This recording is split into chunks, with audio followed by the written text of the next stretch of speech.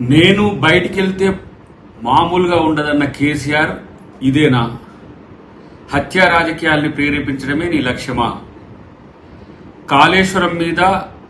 కాళేశ్వరం అవకతవకల మీద మీతో పాటు హరీష్ రావు ఇతర అధికారుల మీద ఏసీబీ కేసుల్ని తర్వాత కేసులను పురమాయించినందుకే తనను హత్య చేయించిండ్రా?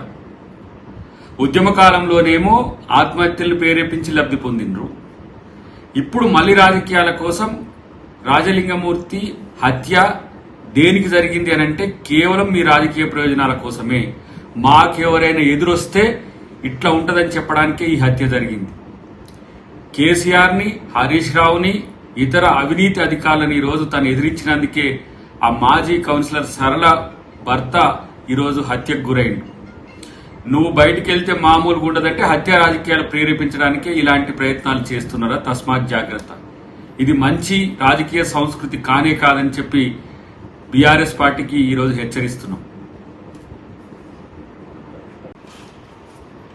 ఈ రోజు గనక కాళేశ్వరం కేసు ఫైనల్ అయి తను వేసిన కేసులే కనుక చర్చకు వస్తే కేసీఆర్ తో పాటు హరీష్ రావు అక్కడ ఉన్న అవినీతి అధికారులంతా కూడా జైలుకు వెళ్లాల్సి వస్తుందనే ఉద్దేశంతోనే ఈ భయోత్పాతం సృష్టించడానికే ఇలా బీఆర్ఎస్ పార్టీ చేసిన కుట్రగా మేము ఇది భావిస్తున్నాం. డెఫినెట్ గా దీనికి తగిన మూల్యం ఉంటుంది, గుర్తుంచుకోండి.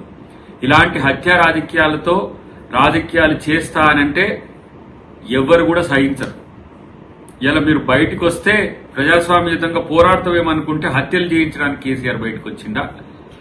ఇలా మాట్లాడుతున్నారు చాలా మంది. ఏ విధంగా మేము ప్రభుత్వాన్ని కూల్స్తాము, ఇట్లా చేస్తాం, అట్లా చేస్తామని చెప్పి ఎక్కువ మాట్లాడుతున్నారు. అంటే ఇట్లాంటి హత్యా రాజకీయాలు ప్రేరేపించడం దీనికి ఉదాహరణ అనుకోవాలనా? ఇలాంటి రాజకీయాల్ని కాంగ్రెస్ పార్టీ సహించదు, కాంగ్రెస్ పార్టీ కార్యకర్తలు సహించరు. అన్నిటికంటే ఎక్కువ ఇలాంటి హత్యా రాజకీయాలను ప్రేరేపించడం అనేది కేసీఆర్ లాంటి వ్యక్తికి తగదు. దీన్ని తీవ్రంగా కాంగ్రెస్ పార్టీ పరిగణిస్తుందనే విషయాన్ని గమనిస్తే మంచిది.